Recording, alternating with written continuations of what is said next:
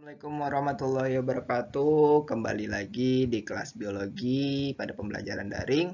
Di kesempatan hari ini kita akan kembali mempelajari tentang virus, di mana pada pertemuan kali ini kita akan fokus mempelajari mengenai pengklasifikasian virus. Topik mengenai pengklasifikasian virus ini merupakan topik pertemuan kedua setelah sebelumnya kita mempelajari tentang sejarah, struktur, dan sifat atau ciri dari virus pada pertemuan pertama. Jadi tujuan pembelajaran yang harus dikuasai pada pertemuan kali ini adalah pertama, kalian mampu untuk menjelaskan sedikit tentang bagaimana pengklasifikasian dari virus. Dan kedua, kalian mampu untuk menyebutkan beberapa bentuk dari pengklasifikasian virus. Dari dua hal tersebut, kalian diharapkan mampu menguasainya setelah mengikuti pembelajaran kali ini. Jadi kita masuk pada pembahasan singkat mengenai pengklasifikasian virus. Oke, mengenai pengklasifikasian virus, di pertemuan sebelumnya kita sudah mengetahui bahwa virus memiliki ciri dan sifat khusus yang tidak dimiliki oleh makhluk hidup lain. Oleh karena itu, pengklasifikasian atau penggolongan virus tidak mengikuti sistem klasifikasi yang dibuat Linnaeus, dalam artian tidak sama dengan sistem klasifikasi yang ada pada tumbuhan dan hewan.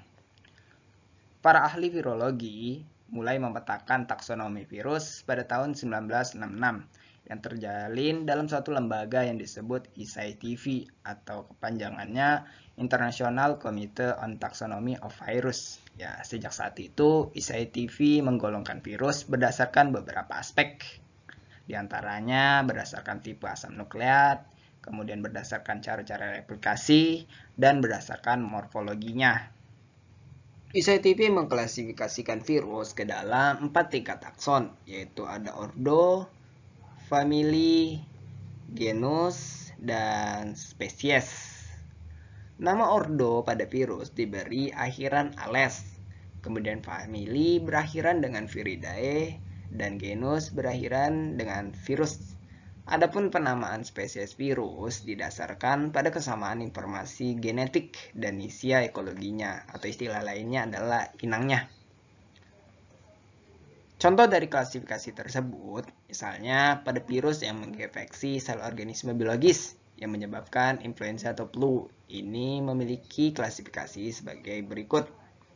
Nah, virus yang menyebabkan influenza atau flu sendiri termasuk kelompok RNA virus, di mana memiliki ordo, yaitu Orthomyxovirales. Kemudian ada Orthomyxoviridae untuk familinya, dan genusnya adalah Orthomyxovirus. Kemudian dengan spesies Orthomyxovirus spesies. Ya.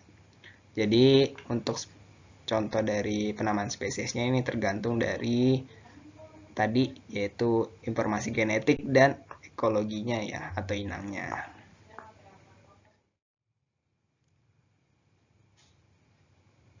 Contoh penamaan spesies virus lain yang disesuaikan isia ekologinya atau inangnya adalah Human Immunodeficiency Virus, atau lebih kita kenal dengan singkatan HIV. Nah, jika ada subspesiesnya, biasanya hanya ditambahkan dengan angka seperti HIV1, seperti itu ya. Ada juga di beberapa contoh virus ada hepatitis A, hepatitis B, hepatitis C, itu subspesiesnya ya. Seperti itu untuk penjelasan mengenai contoh sederhana dari pengklasifikasian virus ini. Kita lanjut pada materi berikutnya.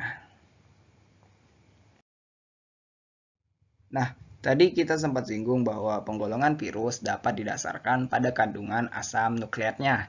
Di bagian ini kita akan masuk pada pembahasan mengenai pengklasifikasian virus berdasarkan asam nukleatnya. Jadi yang perlu dipahami bahwa asam nukleat adalah senyawa yang berfungsi sebagai pembawa sifat. Ada dua jenis asam nukleat, yaitu DNA dan RNA. Nah, DNA virus ada yang beruntai ganda, dan ada juga yang DNA yang beruntai tunggal. Begitu pula juga dengan RNA virus, ada yang beruntai ganda, dan ada juga yang beruntai tunggal. Berikut ini kalian dapat amati beberapa contoh genus virus pada hewan dan manusia yang digolongkan berdasarkan jenis asam nukleatnya. Jadi di sini kalian dapat amati tabel pengklasifikasian virus berdasarkan struktur DNA atau RNA-nya serta penyakit yang ditimbulkan. Di sini kalian dapat pause videonya ya untuk melihat dan membaca sedikit penjelasan mengenai genus dan pembagian virusnya serta penyakitnya. Jika sudah mengamati jenis-jenis virusnya, kita lanjut ya.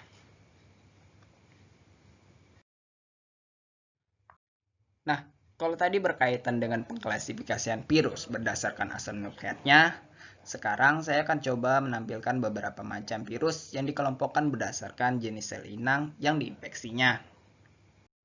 Jadi, berdasarkan jenis sel inang yang diinfeksinya, virus dikelompokkan menjadi beberapa macam. Di antaranya terdapat virus sebagai berikut ya.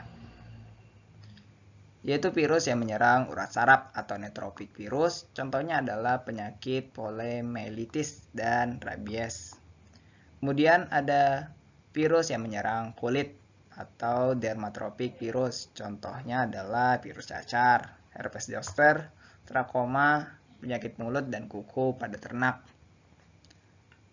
Kemudian ada virus yang menyerang hati atau hepar. Istilahnya adalah hepatotropik virus. Contohnya adalah virus hepatitis A, hepatitis B, dan hepatitis C. Kemudian ada virus yang menyerang saluran pernapasan atau respiratory virus. Contohnya ada virus orthomyxovirus penyebab influenza. Kemudian ada virus SARS dan ada juga flu burung yang disebabkan oleh virus dari galur H5N1.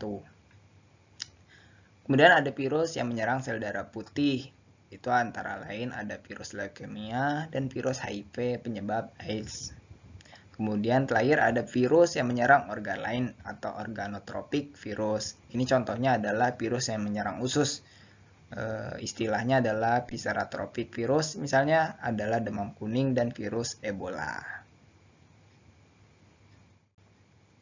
Selain dari pengklasifikasian virus yang telah disebutkan tadi, saya akan berikan contoh lagi mengenai pengklasifikasian virus berdasarkan morfologinya, terutama berdasarkan pada bentuk dasarnya, berdasarkan ada tidaknya selubung pada nukleokapsid, dan berdasarkan jumlah dari kapsomernya. Kita masuk pada bagian yang pertama ya, yaitu pengklasifikasian virus berdasarkan bentuk dasarnya. Berdasarkan bentuk dasarnya dari virus, virus dapat dibagi menjadi 3 kelompok. Di antaranya ada virus bentuk eksohedral, kemudian ada virus helikal, dan ada virus kompleks ya. Kalian bisa baca keterangannya. Kemudian pengklasifikasian virus berdasarkan ada tidaknya selubung pada nukleokapsidnya. Nah, berdasarkan ada tidaknya selubung pada nukleokapsid, virus terbagi menjadi 2, yaitu virus berselubung yang merupakan virus yang selubungnya terdiri atas lipoprotein dan glikoprotein. Ini misalnya pada virus poxivirus, herpes virus, toga virus, dan lain-lain. Dan kedua ada virus telanjang yang merupakan virus yang tidak memiliki selubung pada nukleokapsidnya. Contohnya pada favivirus ya. Kemudian pengklasifikasian virus berdasarkan jumlah kapsomernya. Ini terbagi menjadi beberapa, yaitu ada virus dengan 32 kapsomer, kemudian ada virus dengan 60 kapsomer, berikutnya ada virus dengan 72 kapsomer, virus dengan 162 kapsomer, dan virus dengan 252 kapsomer. Itu ada contoh-contoh virusnya ya. Baik, itu contoh dari beberapa kelompok virus yang diklasifikasikan berdasarkan morfologinya yang terbagi lagi menjadi beberapa dasar klasifikasi. Jadi kalau ditarik dari pengklasifikasian awal, maka kita sudah mempelajari beberapa macam pengklasifikasian virus ini. Mulai dari pengklasifikasian berdasarkan asam nukleat, jenis inangnya, serta morfologinya. Jadi sebenarnya masih terdapat beberapa jenis pengklasifikasian dari virus ini. Seperti tadi di awal saya sebutkan, pengklasifikasian virus juga dapat didasarkan pada cara-cara replikasinya, yang itu pula dapat kalian pelajari ya di referensi lainnya.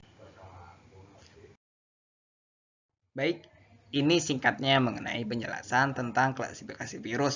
Semoga menambah wawasan kita semua. Jadi silakan dipelajari secara baik-baik. Kita akan bertemu pada pembahasan mengenai virus di pertemuan berikutnya. Sampai jumpa dan terima kasih. Akhir kata, wassalamualaikum warahmatullahi wabarakatuh.